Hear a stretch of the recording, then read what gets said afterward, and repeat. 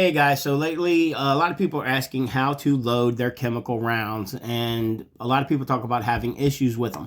A lot of the issues people are having are self-inflicted issues, and I'm going to show you why real quick.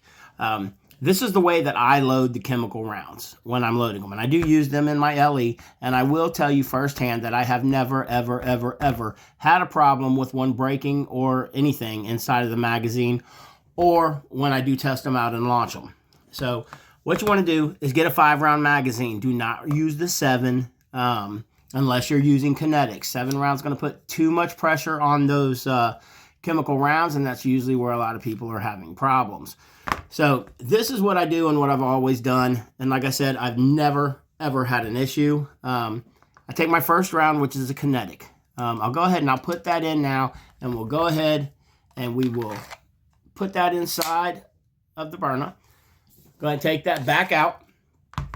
Now what you want to do is load your chemical rounds. The reason that I recommend you putting a kinetic round in there first is because you don't want to get into a situation where you have to deploy your Byrna and you launch a chemical round, and then all of a sudden you can't see, you can't breathe, because these do have about a 5 to 6 foot radius when the chemical rounds go off. That first round is to say, hey, get you some distance between you and whatever the threat is as you're removing yourself from whatever is going on.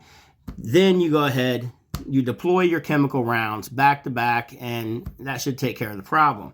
Now, like I said, the way you want to load these, you can see how these are set up. This seam right here that you can see between the colors, the seam right there, that is your weak point. That is where you do not, under any circumstances, want any pressure. So when you load these, take your magazine, be very, very careful how you load them, and make sure you're not putting any pressure on seams. The color's really not going to matter what's going back to back, but you do not want those seams having any pressure on them.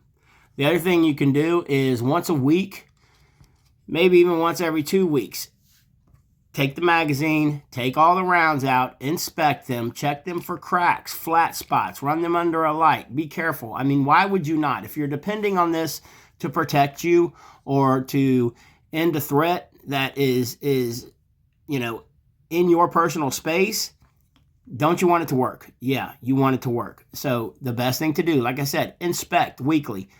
Even if you got to put it off every 2 weeks, that's fine. But make sure you do those inspections. I make rounds through the house, and my wife refuses to do hers. I wind up doing it. But still, you know, it gets done.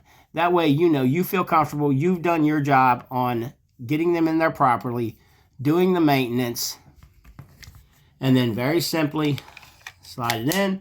Do not slam it in. This is not a Glock. This is not a Smith & Wesson.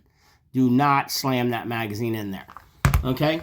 And that's it. You're good to go.